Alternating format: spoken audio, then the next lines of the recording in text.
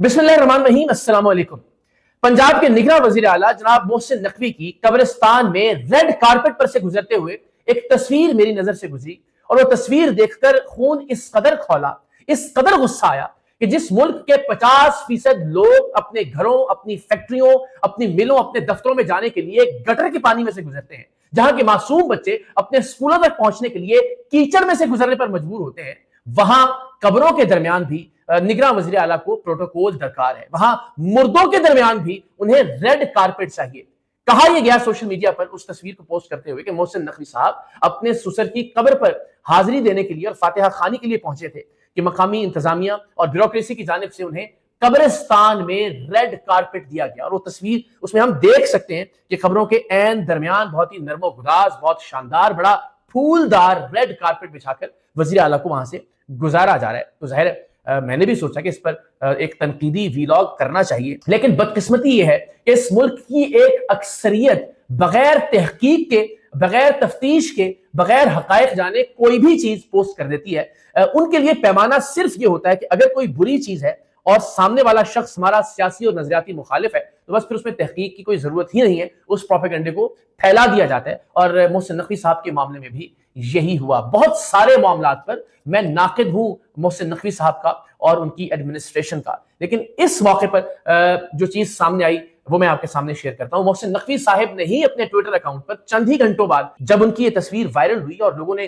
तरह तरह से उन्हें कोसने देना शुरू किए, उन पर तनकीद करना शुरू की, उन्हें जली कटी सुनाना शुरू की, बुरा भला कहना शुरू किया, उसके कुछ ही देर बाद मोहसिन नकवी साहब ने एक वीडियो पोस्ट की और उन्होंने बताया कि दरअसल वो दहशत गर्दों के खिलाफ लड़ाई में जामे शहादत नोश करने वाले एक एसपी अशरफ मात साहब की खबर पर फातिहा खानी के लिए गए थे और वो ये समझते हैं कि शहीद की कब्र तक जाने वाले रास्ते को सिर्फ रेड कारपेट से नहीं बल्कि फूलों से भी सजा दिया जाना चाहिए। और उन्होंने दलील के तौर पर वो वीडियो पोस्ट भी की। ये वीडियो जरा आप अपनी स्क्रीन पर भी देखिए।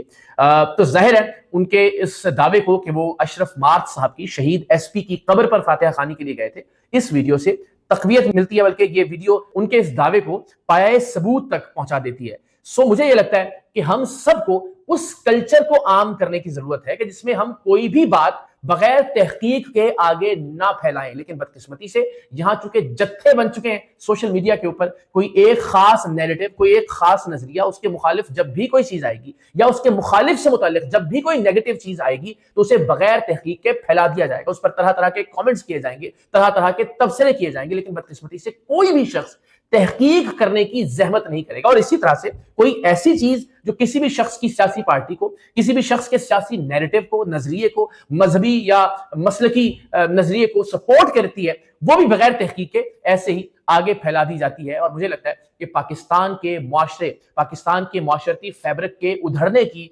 सबसे बुनियादी वजह ही यह है कि हमने बगैर सोचे समझे, बगैर किसी चीज को अक्ल पर परखे, बगैर तहकीक किए, बगैर हकायक जाने चीजों को आगे फैलाना शुरू कर दिया, लोगों के मुताल्लिक अपनी राय कायम करना शुरू कर दी। हमने ये सोच लिया कि जिस नजरिए के हामी हम हैं उसके मुखालिफ कोई चीज आ ही नहीं सकती। हमने ये तय कर लिया कि जिस नजरिए के मुखालिफ हम हैं उसकी हिमायत में कोई चीज नहीं आ सकती। और इसी पैरामीटर पर हमने सोशल मीडिया को नफरत का एक बाजार बना दिया। और बदकिस्मती से उस नफरत की चिंगारियां हमने आज एक मर्तबा फिर देखी जब मियांवाली में पाकिस्तान एयरफोर्स की एयरबेस को, तरबियती एयरबेस को दहशतगर्दों की जानिब से दहशतगर्दी का निशाना बनाया गया।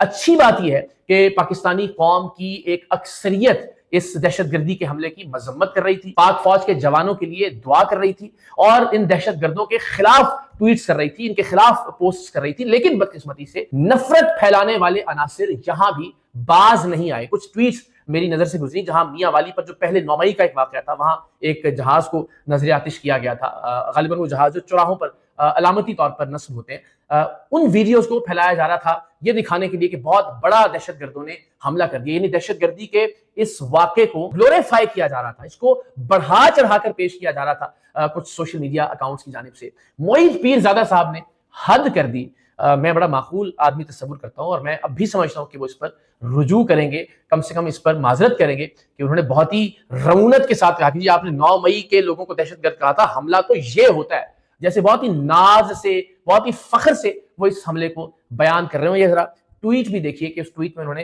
किस तरह से तंज किया है, तरह से ताना दिया है इस दहशतगर्दी के वाक़े पर। और मैं ये समझता हूँ کہ یہ نہایت نامناسب طرز عمل ہے. اور اس کے علاوہ بھی بہت سارے لوگ، لیکن چاہے وہ صحافی ہیں، چاہے وہ مختلف پولیٹیکل پارٹیز کے سپورٹرز ہیں، کم سے کم ایسے مواقع پر آپ کو اپنی زہر انگیزی کا، اپنی نفرت انگیزی کا مظاہرہ نہیں کرنا چاہیے. آپ دیکھیے، یہ وہ لوگ ہیں جو آپ کے اور ہمارے بھائی ہیں، یہ وہ لوگ ہیں جو آپ کی اور ہماری حفاظت کے لیے اپنی جانیں ہتھیلی پر رکھ کر ہر وقت سینہ سپر رہتے ہیں.